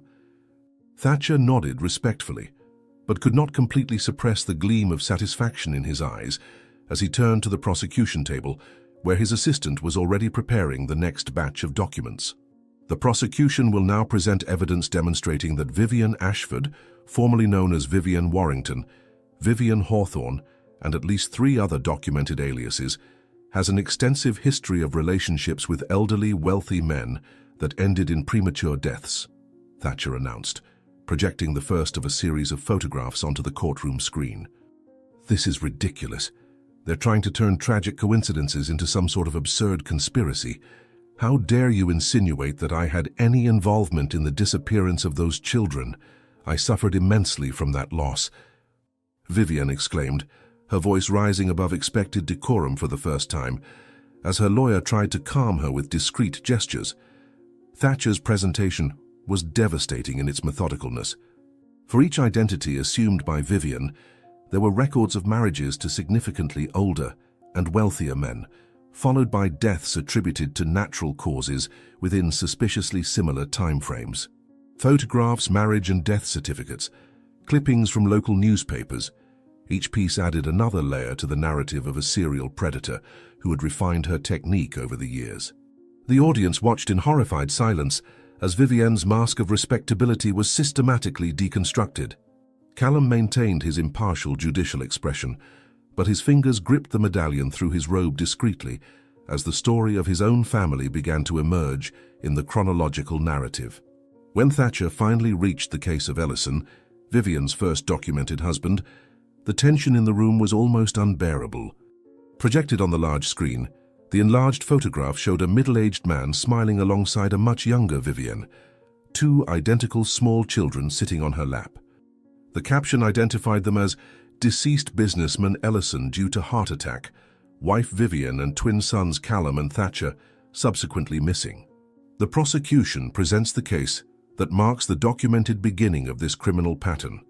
Businessman Ellison, who allegedly died of natural causes, leaving behind a considerable fortune and 2 small children who mysteriously disappeared days after his funeral, Thatcher declared, her professional voice masking the turbulent emotion she felt when speaking publicly about her own family tragedy. "Get up!" Vivienne shouted, rising partially before her lawyer gently pulled her back down into the chair, urgently whispering in her ear. The courtroom atmosphere shifted perceptibly. What had begun as an already sensational attempted poisoning case now revealed itself as potentially something far darker, a decades-long criminal career potentially including infanticide. Journalists frantically typed on their devices as spectators exchanged horrified looks. Vivienne, realizing the devastating impact the new narrative had on her image, intensified her performance of wronged indignation, occasionally dabbing at non-existent tears while shaking her head in vehement denial. Callum, unable to reveal his personal involvement without compromising the trial, allowed Thatcher to continue his methodical presentation, adding each piece to the macabre puzzle of Vivienne's criminal life. When the prosecution finally concluded that initial phase, the defense attorney rose to counter-argue, visibly shaken by the mountain of circumstantial evidence that, individually, could be explained away, but collectively formed an impossible-to-ignore pattern.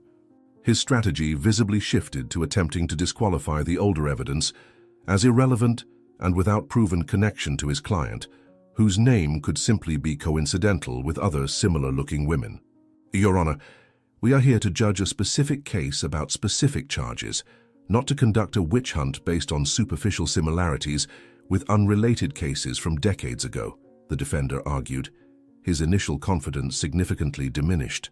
The prosecution clearly demonstrated the relevance of this evidence to establish a consistent pattern of behavior that contextualizes the accused's actions in the present case, Callum responded with judicial neutrality before adding, "The court will allow the defense to present evidence to refute these connections if any exist."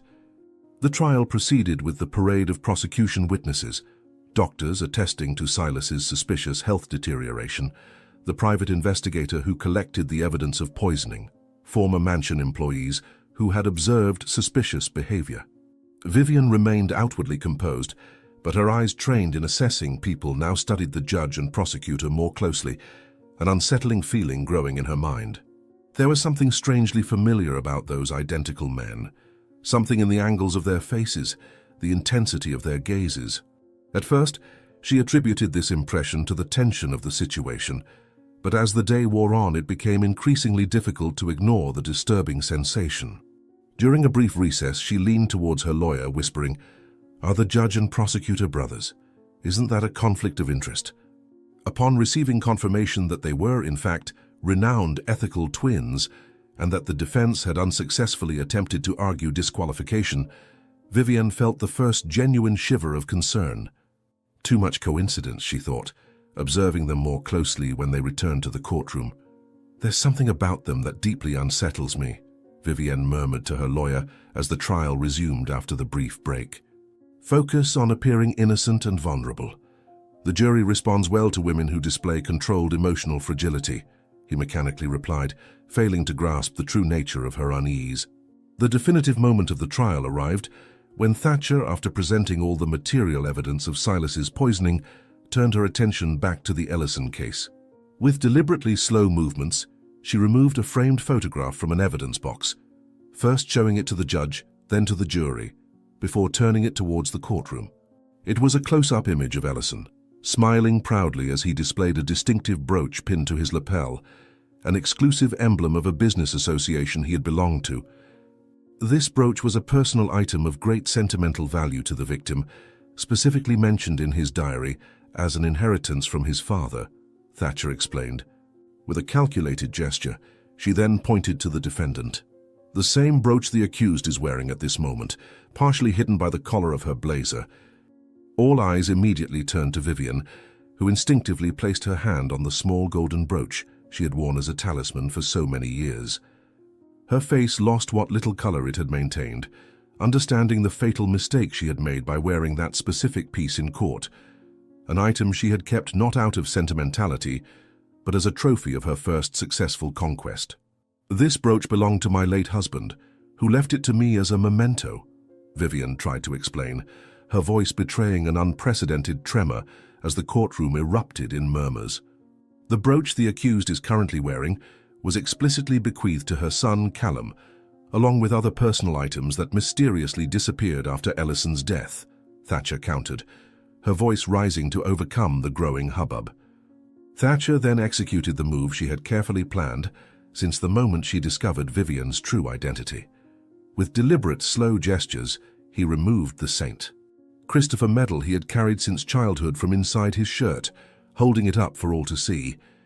"This medal was with me when I was found abandoned in a town square during a storm at the age of 2, he declared, his voice now laden with controlled emotion. "An item identical to the one my twin brother, his honored Judge Callum, also carries." On the dais, Callum hesitated for only a second before revealing his own medal, identical in every detail. The courtroom plunged into stunned silence as collective understanding began to dawn. Thatcher continued, relentless. "These medals, we have proven through photographic records, originally belonged to our biological mother, who left them for us before passing away in childbirth. They were around our necks the night we were abandoned by the same woman who now sits in the defendant's chair." "That's impossible. You're forging evidence," Vivian shouted, shooting up from her seat as her wide eyes fixed on the identical medals. "Those children went missing. They were kidnapped." The revelation caused instant chaos in the courtroom. Spectators rose from their seats to get a better view. Journalists fired off questions. The defense attorney frantically gestured, trying to regain control.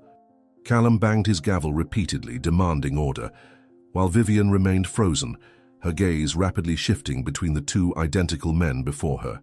The horrible understanding finally hit her. The twins she had abandoned to die on the streets had not only survived, but now presided over her trial. The impact of the revelation was devastating to her carefully maintained facade. Years of calculated control disintegrated in seconds, revealing the true Vivian, a creature driven by greed and fury, without any remnant of the sophistication she projected. With an animalistic scream that instantly silenced the room, She pointed at the twins. "It's not possible. You should be dead on the streets." "The defendant has just publicly confirmed her involvement in the abandonment of 2 children," Thatcher observed, with lethal calm as the court officers rapidly approached Vivienne. "You stole everything that should have been mine," she continued, completely unhinged, trying to lunge toward the prosecution table before the guards restrained her. "That fortune was rightfully mine." The chaos in the courtroom reached its peak when Vivienne, in a final act of desperation, managed to grab a pen from her defense table, brandishing it as an improvised weapon as she tried to reach Thatcher.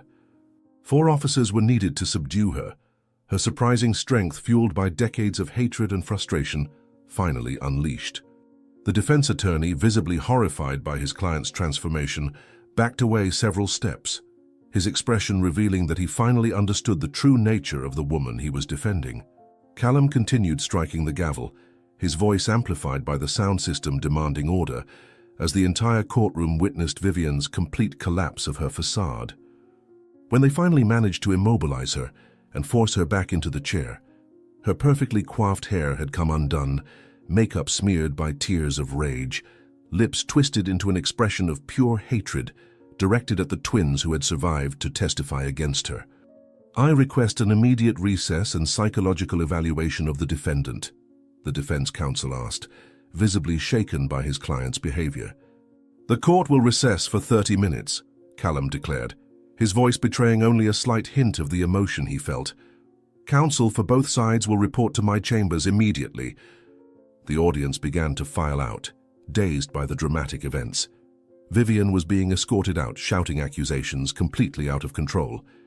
As spectators discussed the shocking revelation, an elderly woman with limited mobility slowly made her way down the center aisle, leaning on a cane. She approached the restricted area, her determined gaze fixed on Callum. In a surprisingly steady voice, she uttered words that brought everyone to a standstill. "I saw everything." "Who is this woman?" a journalist asked, pointing to the elderly figure who was now the center of attention. "It was I who hid the little ones that night," she continued, tears streaming down her wrinkled cheeks as Callum and Thatcher turned, their faces reflecting utter shock as they recognized, after all these years, the governess who had once tried to protect them. The courtroom remained deathly silent as the former governess, now an elderly lady with white hair and hesitant steps, slowly advanced towards the judge's bench. All eyes alternated between her and the twins, whose expressions of absolute shock revealed their immediate recognition of the one who had tried to shield them so many years ago. Callum, momentarily forgetting judicial protocol, stepped down from the dais to approach the elderly woman, quickly followed by Thatcher. The 3 remained silent for a few moments, the decades of separation dissolving in their unexpected reunion, until the lady raised trembling hands to touch the faces of the men who had once been terrified little boys under her care. The tears she made no attempt to restrain were mirrored in the eyes of the twins, now grown men, but still carrying the invisible scars of that stormy night.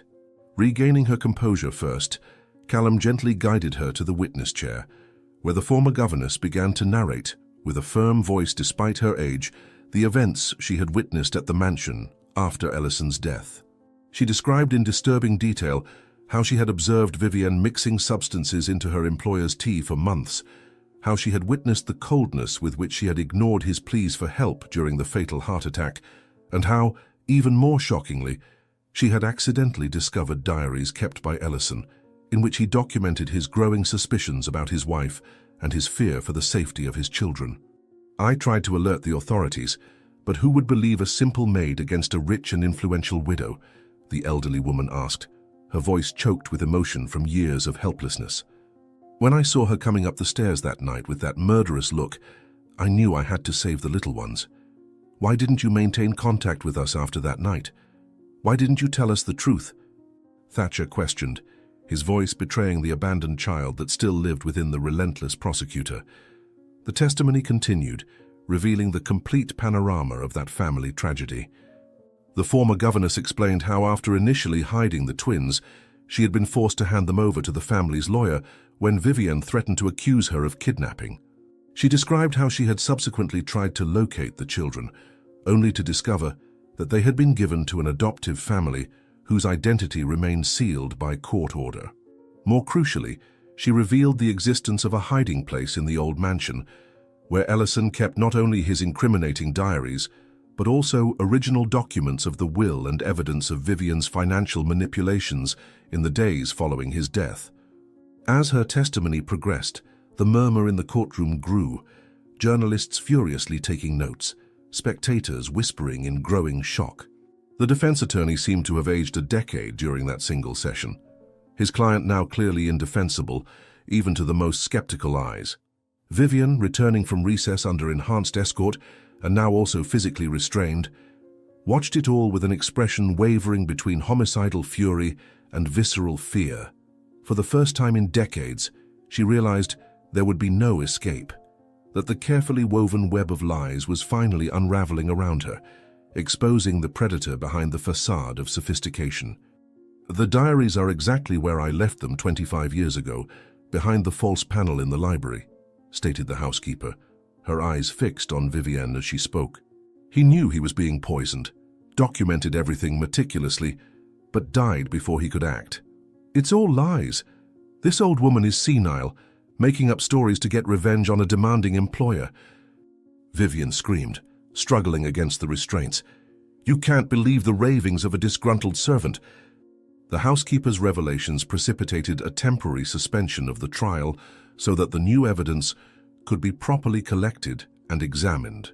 Under court order, investigators accompanied by Callum and Thatcher immediately headed to the former family mansion, now owned by a foreign businessman rarely present in the country. The current owner, informed of the exceptional situation, readily authorized the search, perhaps intrigued by the extraordinary story now dominating the news. The library remained surprisingly preserved, having been maintained in its original state as a historical feature valued by the new owner. Callum, guided by fragmented memories of his early childhood intertwined with the housekeeper's precise descriptions, identified the carved panel concealing the secret compartment. With slightly trembling hands, he activated the hidden mechanism, revealing a dusty space where his father's leather-bound diaries and various sealed envelopes containing documents rested, protected from time in a sealed metal box.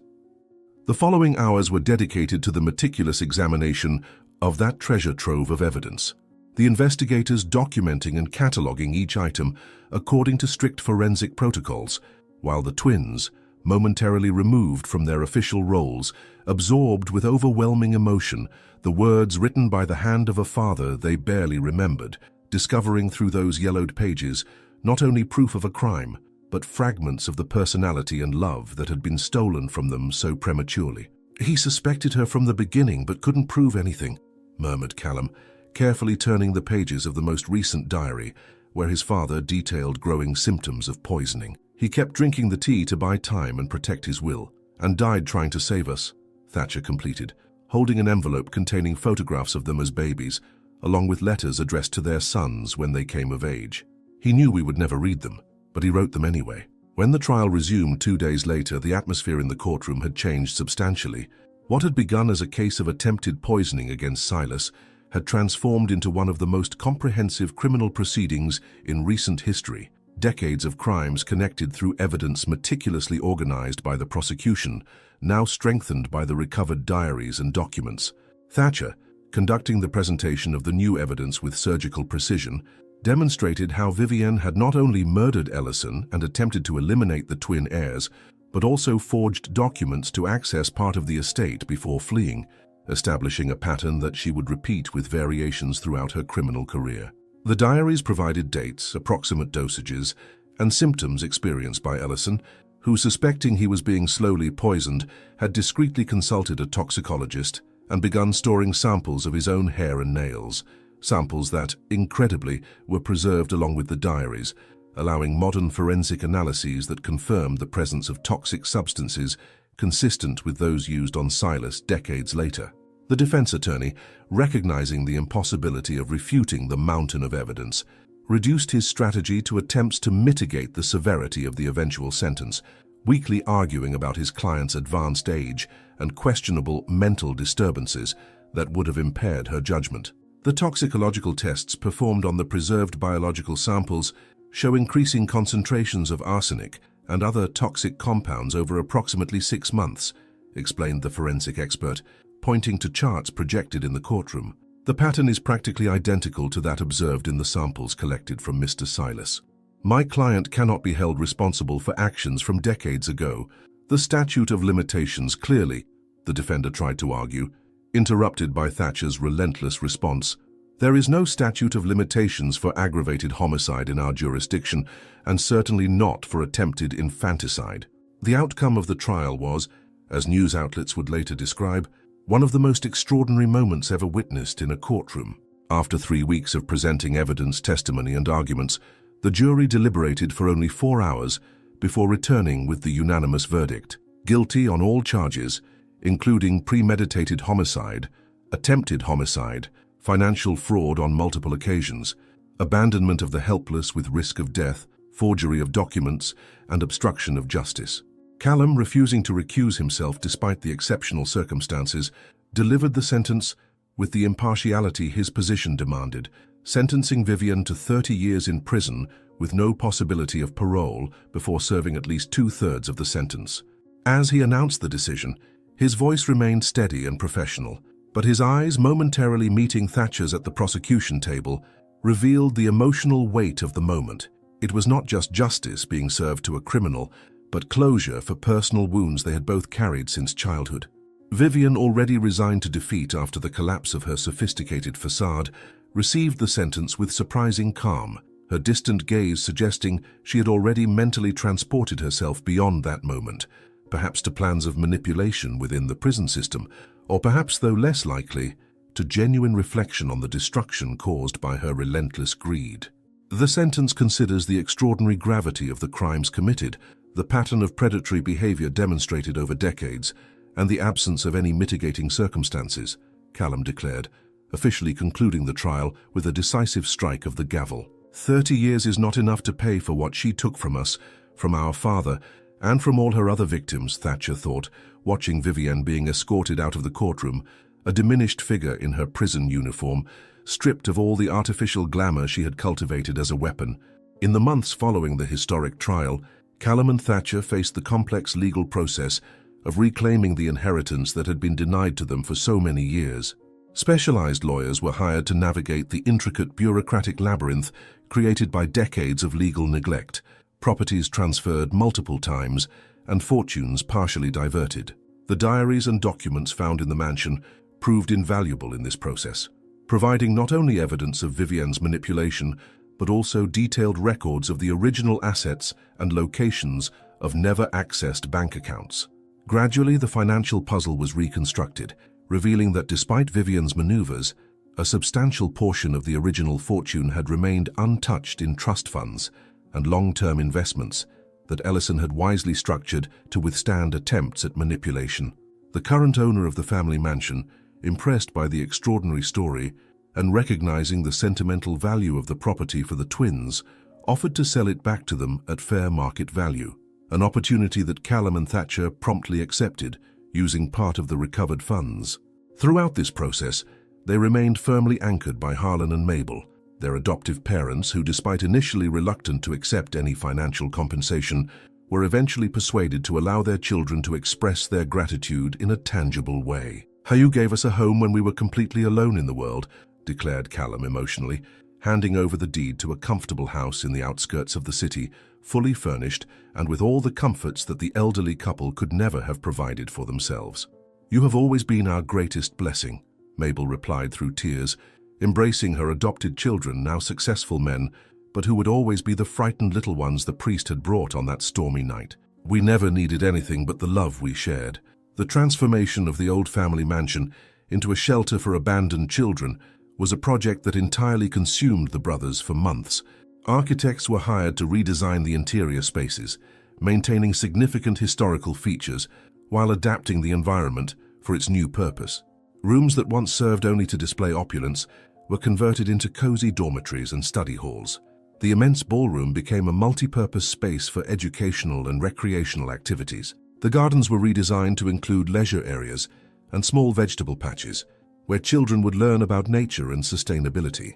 In every detail of the project, The twins sought to simultaneously honor the memory of the father they lost so early, and the values of compassion and service that Harlan and Mabel had instilled in them. When the day of the inauguration finally arrived, the Hope of San Diego opened its doors with a simple, yet profoundly meaningful ceremony. Children of various ages, selected from overcrowded shelters and situations of extreme vulnerability, were personally received by Callum and Thatcher, who explained to each of them, in age-appropriate language, that this place was not just a roof or an institution, it was a transitional home where they would receive not only basic needs, but also quality education, emotional support, and genuine preparation for a future of possibilities, regardless of their origins. "This place exists because someone found us when we were abandoned, just like you were found," Callum explained to a group of awestruck children observing the spacious area they could now call home. "And we promise to do for you what our foster parents did for us, give you not only a place to live, but roots to grow and wings to fly when you're ready," Thatcher completed, his usual intensity softened by the presence of the children who now looked at him with renewed hope. In the years that followed, the shelter prospered and expanded, becoming a national reference in housing and educating vulnerable children. Callum and Thatcher, while maintaining their careers in the judiciary and prosecution respectively, dedicated much of their free time to the project, personally overseeing the administration and actively participating in the lives of the sheltered children. They established partnerships with universities to ensure scholarships for young people who completed high school with good performance, created professional learning programs with local companies, and developed a network of carefully selected and prepared foster families to permanently receive those who could not return to their biological families. The success of the model inspired similar initiatives in other regions, and the brothers were often invited to share their experience at conferences on child protection and public policies. Meanwhile, in a medium-security women's penitentiary, Vivienne served her sentence in relative anonymity, having lost not only her freedom, but also the status and influence she had so valued. Occasional reports from prison staff described a reserved inmate who rarely participated in collective activities, preferring to spend her time in the library or at her assigned work in the laundry. He did not maintain regular correspondence with anyone in the outside world, all his former contacts having disappeared after his public downfall, and received visits only from his lawyer when necessary for pending legal matters related to seized properties and court-ordered restitutions. The resocialization program has shown impressive results, with over 80% of our youth entering college or advanced technical training, Callum reported at a shelter board meeting, proud of the numbers that significantly exceeded national averages. More important than the numbers is the sparkle in these children's eyes when they realize their past does not determine their future, observed Thatcher, who often personally conducted leadership development workshops for the shelter's teenagers. 15 years passed in the blink of an eye. Hope of San Diego, now a network of 3 units serving different age groups, had transformed hundreds of lives, becoming a nationally respected institution. Callum and Thatcher, approaching their 40s, remained single, having dedicated their personal lives entirely to their legal careers and the project they considered their true legacy. Harlan had passed away peacefully 5 years earlier, departing with the satisfaction of seeing his children accomplished and expanding the legacy of generosity that he and Mabel had begun by taking in 2 frightened little ones. Mabel, now a white-haired lady, lived comfortably in the house her children had given her, often visiting the shelter to tell stories to the younger children, who adored her as a collective grandmother. It was during this period of stability and growing success that an unexpected news reached the brothers' awareness. Vivienne, now 73 years old and presenting significant health problems, had been granted humanitarian parole after serving half of her sentence. The decision, made by a prison evaluation committee without the twins' involvement, was based on detailed medical reports outlining potentially fatal heart and lung conditions, combined with an exemplary prison record of behavior and apparent remission without incidents or disciplinary violations. Initially, both Callum and Thatcher felt a twinge of indignation. The woman who had destroyed their lives and murdered their father would be free again, escaping serving the entirety of her sentence. However, after the initial reaction, both recognized that the decision aligned with the principles of humanitarian justice they themselves upheld in their careers and agreed not to legally contest it. She no longer poses a real threat to society, a sick elderly woman without resources or connections. without the beauty she used as a weapon, Callum pondered during a long conversation with his brother on the subject as they walked through the shelter's gardens. Our revenge, if we can call it that, has already happened in the best possible way.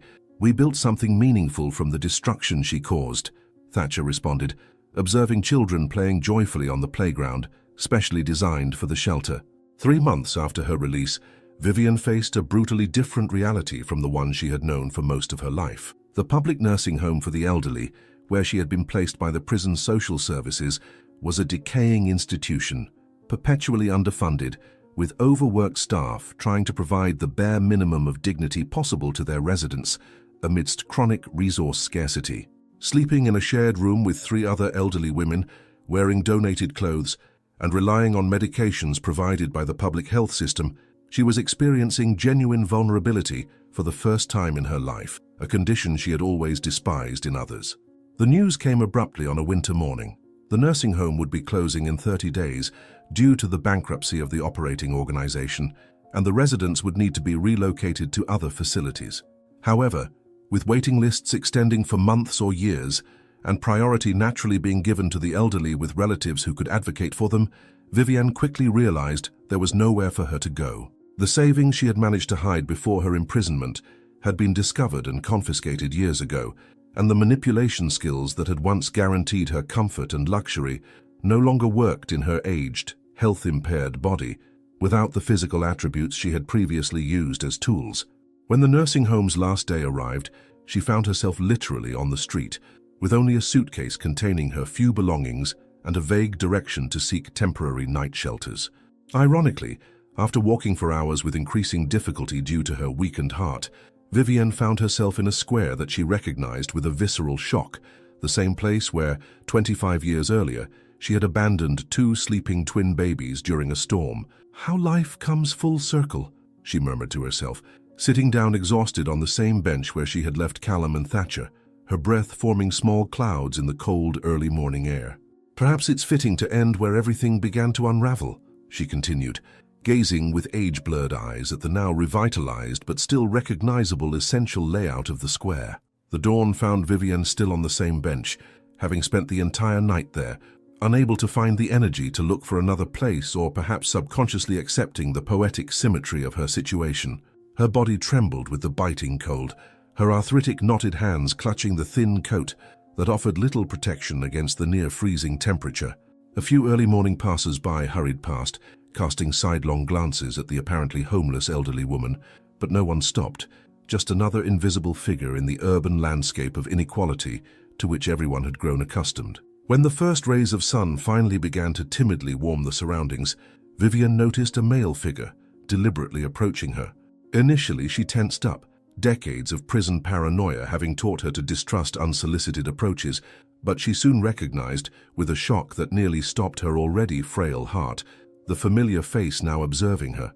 Thatcher, at 42, had acquired some expression lines that accentuated his resemblance to the father Vivian had murdered, but he maintained the same intensity in his gaze that she remembered from the courtroom. For a moment that seemed to stretch endlessly, the two remained silent, the man standing in his elegant coat and scarf protecting him from the cold, the woman huddled on the bench, reduced to a frail and deteriorated version of the predator she had once been. "How did you find me?" Vivian finally asked, her voice merely a hoarse whisper after the night exposed to the cold. "It wasn't planned," Thatcher replied with surprising gentleness. "A social worker who works with us at the shelter mentioned your name among those left homeless by the closure of the asylum. Something told me to look for you here." Vivian expected hatred, perhaps even physical violence. She would have accepted both as justified. What she did not expect was the warm blanket that Thatcher withdrew from a bag and silently extended in her direction, nor the steaming coffee in a thermos that he offered wordlessly, sitting at a respectful distance on the same bench. The kindness was more disconcerting than any aggression would have been, completely incomprehensible to someone who had lived guided exclusively by self-interest and calculated retaliation. When she finally managed to speak again, her voice betrayed the genuine confusion she felt, perhaps the first non-manipulative emotion she had expressed in decades. "I did not come for revenge," Thatcher explained, watching the rising sun as Vivian slowly absorbed the warmth of the blanket and drink. "I came because my adoptive parents taught me that hatred only destroys the one who hates. I do not deserve your pity," Vivienne replied, genuine tears, perhaps the first true ones in her entire adult life, streaking down her wrinkled cheeks as memories of all her victims, starting with Ellison and the little twins, paraded relentlessly through her mind. It was at that moment that a second figure approached, his gait identical to Thatcher's, immediately revealing his identity. Callum joined them on the bench, completing the unlikely circle that fate had traced through decades of separation, pain, and finally, reunion. He brought no recriminations or accusations, only a contemplative silence that weighed more than any word could. The three remained thus for some time, each lost in their own thoughts and the layers of meaning of that extraordinary moment. When Callum finally spoke, his voice carried the same serene authority he used in court, but now tempered with something more complex. Not quite forgiveness, but a deeper understanding of the cycle of harm and recovery they had all gone through. "We are not offering pity," Callum declared firmly, meeting Vivienne's eyes directly for the first time outside the context of the courtroom. "We are offering justice, something you never gave us. Justice would be letting me die on this bench, as you had planned for us," Thatcher added, without bitterness despite the harsh words. Vivienne lowered her head, accepting the inescapable truth of that observation. She now expected them to rise and depart, having made their final point, leaving her with the crushing weight of that truth as company in her last days. It was therefore with utter surprise that she heard Callum continue, his voice now softer, almost pensive. "There is a vacancy at our shelter, where you will work to make amends for the harm you have done," he announced, exchanging a significant look with his brother, confirming a decision evidently discussed extensively between them. "Not as a privileged guest, but as a support staff member to the extent your health allows," Thatcher clarified, observing Vivienne's stunned expression. "Honest work in exchange for shelter and sustenance." The proposal was so unexpected, so completely opposite to any scenario Vivienne had imagined for her last days, that she initially thought she had misheard. When she finally understood that the twins were genuinely offering her not merely survival, but an opportunity for concrete retribution through service to others, something within her, a wall of self-deception and justification built over decades, finally crumbled entirely. The weeping that followed was not manipulative or calculated to garner sympathy. It was the genuine lament of someone confronting the true nature and consequences of their actions for the first time, recognizing the extent of the harm caused and the extraordinary generosity implicit in the offer she received. The siblings waited patiently, giving her space to process the complexity of the moment, until finally, with an almost imperceptible nod, she accepted Callum's outstretched hand and rose tremulously from the bench where her life had completed a perfect cycle. "It's more than I deserve," she managed to say at last, as she walked slowly between the two men she had once abandoned to die. "It's not about what you deserve, but what we choose to offer," Callum simply replied, discreetly supporting her when her steps faltered. In the months that followed, the residents and staff of San Diego's Esperanza observed with respectful curiosity the integration of the new resident. The full story was known only to the administrative staff, with the children being simply told that Vivienne was an elderly woman without family who needed shelter and would contribute work to the extent of her abilities. Initially assigned simple tasks in the laundry, where she could work seated when necessary due to her physical limitations, Vivienne gradually took on additional responsibilities, showing unexpected aptitude for organization and meticulous attention to detail, traits she had once used for destructive purposes, now redirected to useful service. The children, naturally open and affectionate, quickly adopted her as a sort of institutional grandmother, often seeking her out to hear stories or simply enjoy the company of someone who, unlike most busy adults, had unlimited time to listen. Ironically, for the first time in her life, Vivienne experienced genuine connections, not based on manipulation or self-interest, belatedly discovering the strange peace that comes from authentic relationships. She observed daily as Callum and Thatcher interacted with the children, running the shelter with a balanced mixture of discipline and affection, and gradually understood the full dimensions of the legacy she had tried to destroy, not just a material inheritance, but values and the capacity for love that transcended generations. Her hands, which had once prepared poisons with meticulous precision, now folded clean clothes for children who had never known the warmth of a true home until arriving there.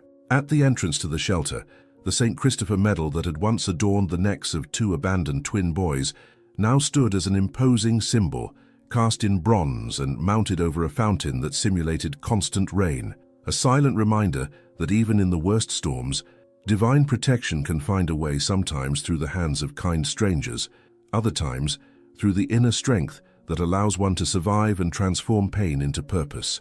Thus, in a perfect circle of poetic justice, Vivian spent her last days in the same place where her downfall had begun, within the walls of the mansion she had once coveted out of greed, now transformed into a refuge of hope for children who, like the twins she had tried to destroy, found there not only physical shelter, but the second chance that everyone, perhaps even she, deserved. Did you enjoy the story of Callum and Thatcher? So subscribe to the channel, leave your like and check out the next one, waiting for you here on the screen. I'll see you there.